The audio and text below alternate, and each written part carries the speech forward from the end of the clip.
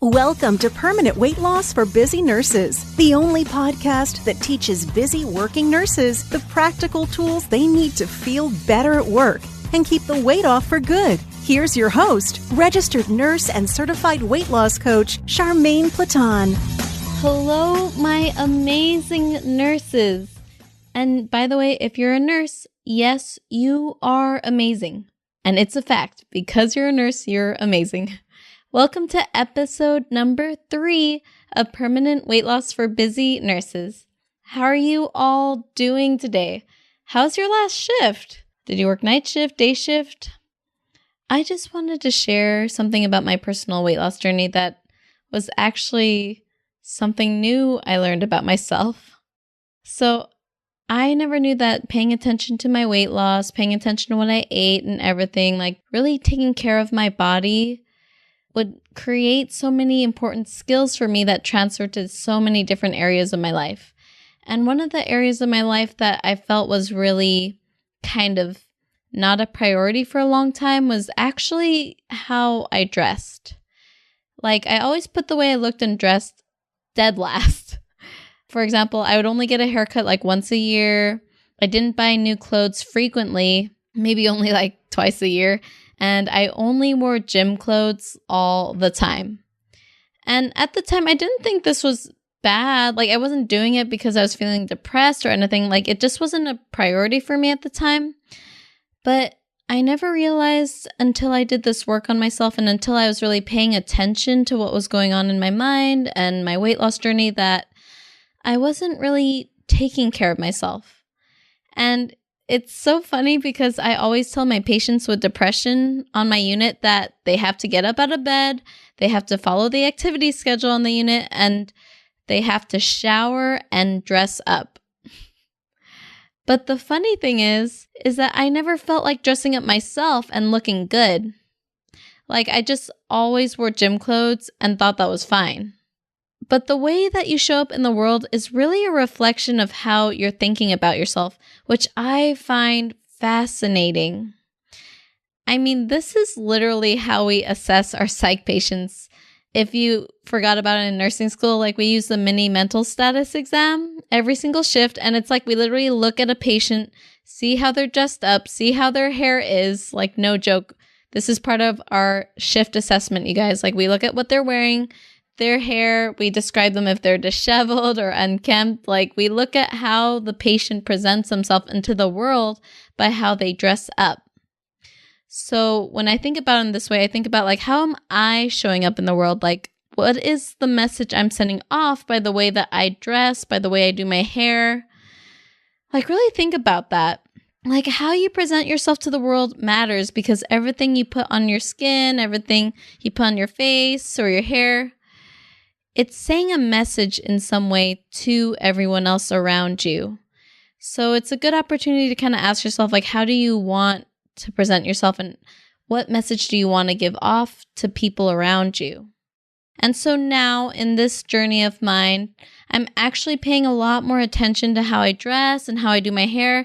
Like, I have this amazing hair person in Culver City.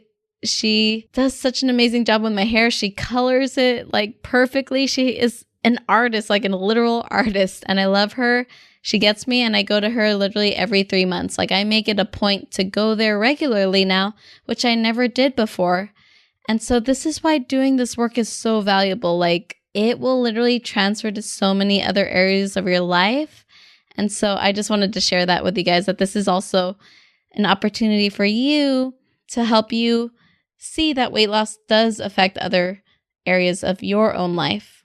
So that's very exciting for me. Like, I am excited to be a person who likes to dress up, who likes to wear cute outfits. Like, I know maybe it might sound like a no-brainer to some people, especially some other women, but for me, like, this is a big deal. So, especially because I wear scrubs 3 times a week. So dressing up's kind of nice. Anyhow, today I'm super excited to talk about this topic because it's something I'm really passionate about, but I'm also on a mission to dispel the myths behind it and the common misconceptions there are about this. So what I'm going to talk today about is self-care. And hold up before you tune out and before you say to yourself, yeah, Charmaine, we know what self-care is. Please say no more. I get it. I totally get it. And this is exactly why I want to talk to you about it. It's a big buzzword in the medical community and in the health profession, right? Like everybody talks about this, especially in the nursing world. But the thing is, it's largely misunderstood. And that's why I wanted to break it down exactly and help you see what it actually means to practice self-care and how to do it right.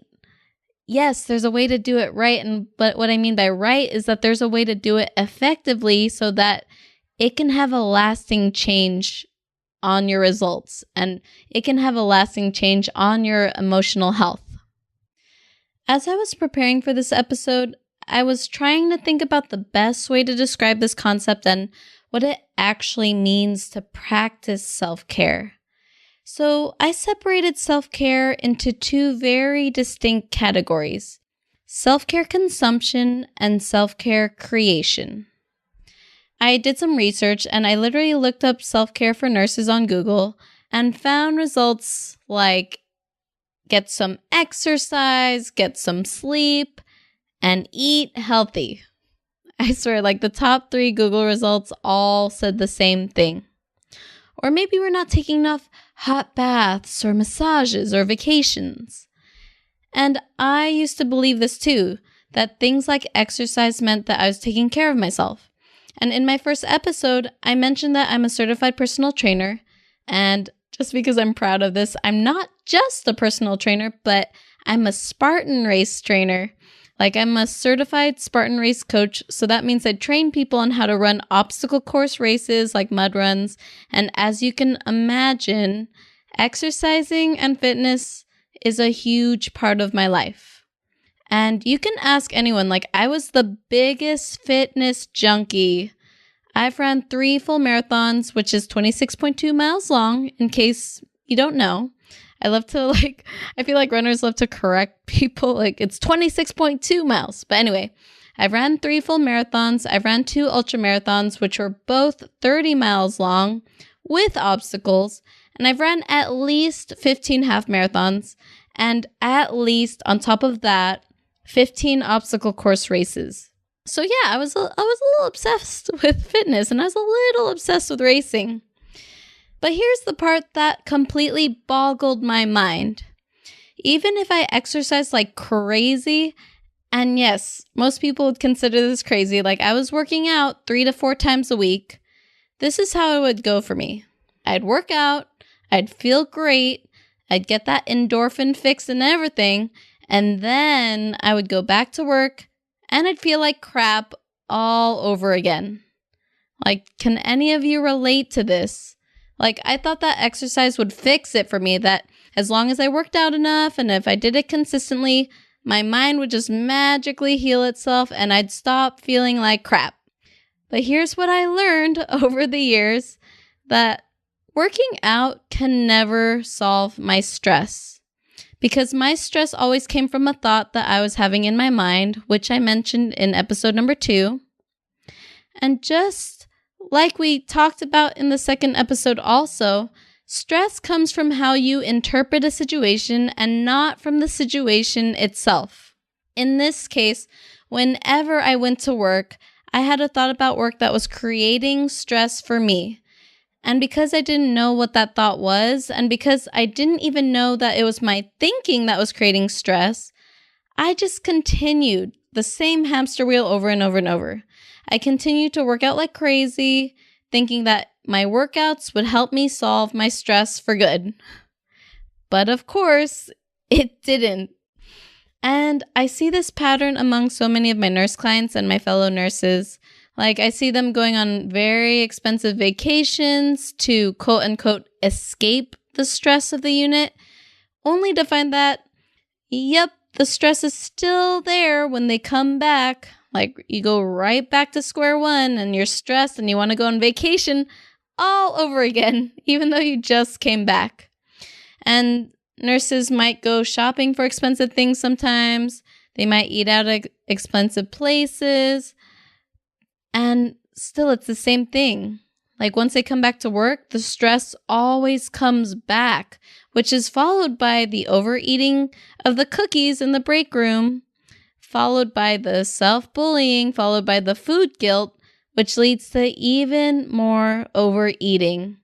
And obviously, staying less and less away from our weight loss goals. Why does the stress keep coming back? Because the stress starts in your brain. So the theory behind what I teach, as I also mentioned in episode number 2, is based on the theory behind cognitive behavioral therapy, or CBT. That it's always about how we interpret a situation or how we think about something that creates a feeling for us. Now, how is this all related to self-care, Charmaine? Like we heard this in episode number 2 already. So this brings me to my next point and what it means by self-care consumption versus self-care creation. When we talk about the word consumption or consuming, it literally means, according to dictionary.com, that we're using up something. We're eating or drinking up something. We're decomposing something. We're absorbing something. We're basically using up something until it's gone or we're just done with it.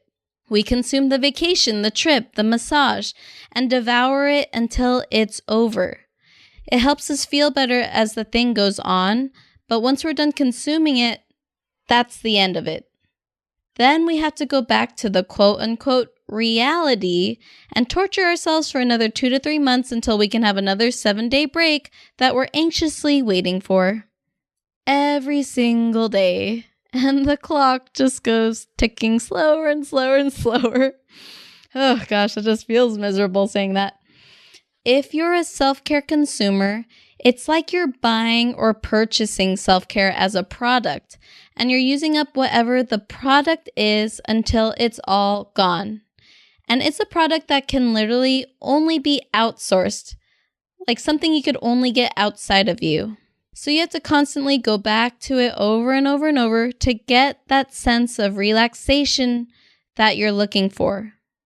We don't only do this with massages and vacations, but we do this with what we literally consume, like what we eat and drink, right?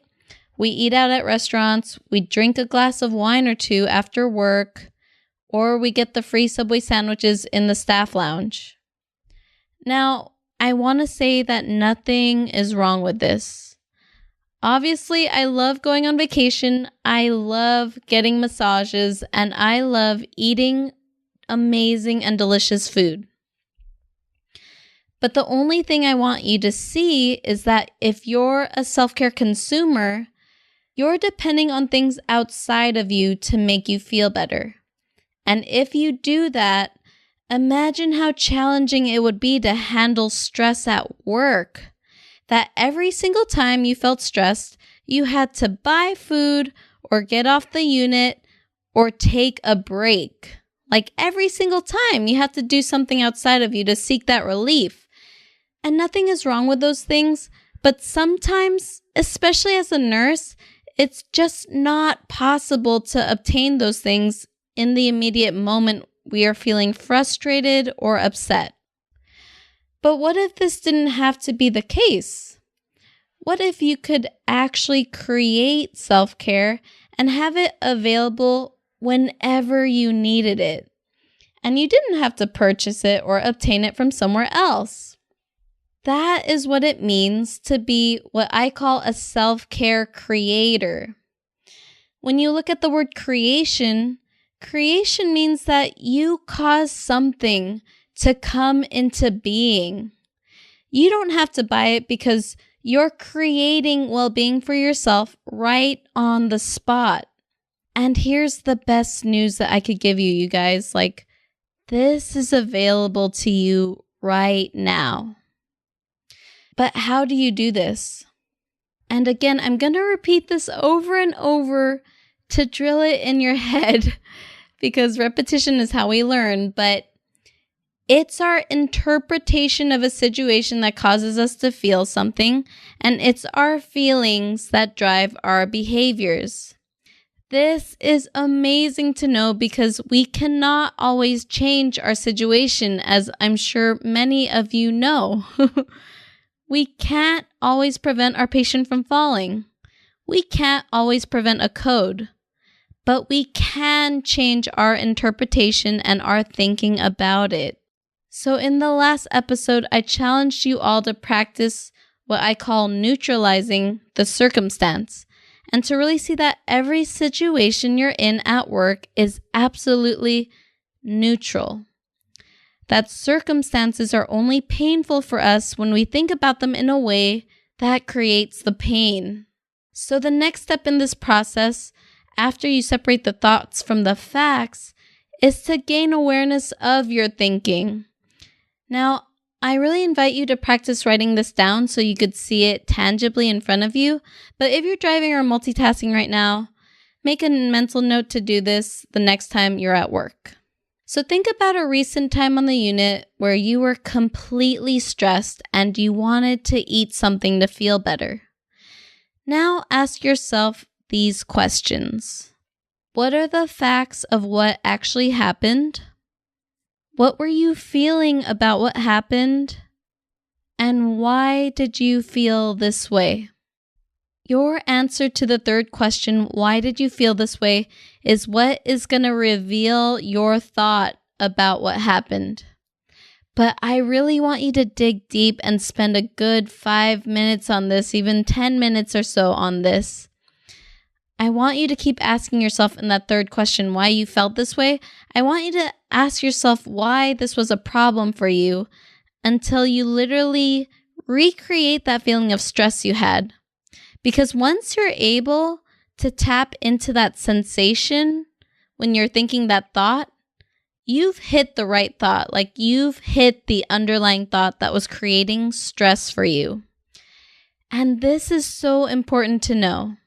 Gaining awareness of your thoughts is the first step to becoming a self-care creator, because you're able to literally see the thought that is actually creating the stress for you. And once you unearth it and dig up and manifest this thought, then you're able to see it for what it is, a sentence in your brain. And I really invite you to try doing this every time you feel something stressful at work. So imagine you're at work again and you are faced with a scenario that you would usually find stressful. So if you could think of, for example, you come on the unit and you're told you're charge nurse for the day. I'm telling you, like, this was my number one things I always felt so angry and stressed about. So let's say that you're charge nurse and you're feeling immediately stressed and immediately upset. So let's ask ourselves the 3 questions. First of all, what are the facts? Well, the facts are you're charge nurse for the day. And what are you feeling? You're feeling immediately stressed out. And now ask yourself for yourself privately, like, why are you feeling this way? And I mean, of course, this will only work if you truly do feel like being charge nurse is something stressful for you. But if it's not something stressful for you, you can think of something else that might be stressful for you at work. And keep asking why you're feeling that way, why it's a problem, until you are able to really feel that stress. And now from this point, when you're able to see your thoughts, if you're writing it down on paper, if you're just kind of thinking about it in your mind and you're seeing those thoughts that you have, we want to look at those thoughts with complete curiosity and compassion for ourselves. And you might dig up thoughts that you never actually realized you had, which is what most people, myself included, tend to do. Like, most people go about their day with absolute zero awareness of what they're thinking, and so they're constantly reacting to everything around them. They have no control over what they're feeling because they don't even know what's creating their feelings for them. Like, for me, for a long time, if I was feeling stressed on the shift, I truly believed that it was just the situation and the circumstances around me. Like if I went to work and if there are a lot of things going on, I just thought it was those things that were happening to me. And I always felt like I was at the mercy of everything around me. And it was the most disempowering feeling in the world because I felt like I had no control over my situation at all. But if you want to truly create self-care for yourself with lasting results, and if you want to gain complete control over your stress and your personal well-being, you have to take that time to dig deep and really assess what's going on for you. Why are you feeling the way you're feeling? And really take this all as an opportunity to just get to know yourself a little bit better. Once we discover the thought that's creating stress for you, then this will give you the power to ultimately change that thought and truly create self-care. And the best news is that this power is accessible at any time to you. We have an ability to create peace, relaxation, confidence, love, and whatever feeling we want, all because we have the power as human beings to believe whatever we want to believe. But the first step, again, is to actually know what we're thinking with curiosity so we can learn how to change those thoughts. I'll definitely go over this in future episodes about how to change our thinking so we could get the results we want. But the foundation behind all of this first, which is very important, is you actually have to know what you're thinking. You have to know what negative thoughts you're having that are creating negative emotions for you. And that is how, when we get that awareness, we'll know what the problem is, and then in the future, we'll be able to solve it. Now, before I go, I'm inviting you all to join my podcast launch giveaway.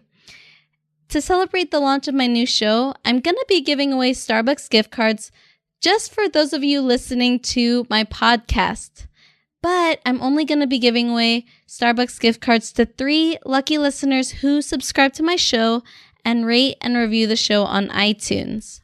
And it doesn't have to be a 5-star review, although I sure hope you do love the show, but I want your honest feedback so I can create an amazing show for you that provides you a ton of value. Visit www.thenurseweightlosscoach.com/iTunes to learn more about the contest and how to enter. I'll be announcing the winners on the show in an upcoming episode, so tune in. Thank you all again for listening, for joining me on today's episode. I hope you all have a great shift today if you're driving to work. If you worked from the night shift, I hope you had a wonderful shift. And I will talk to you all again next week. Thanks for listening to Permanent Weight Loss for Busy Nurses. If you like what you heard and want even more, head over to thenurseweightlosscoach.com today.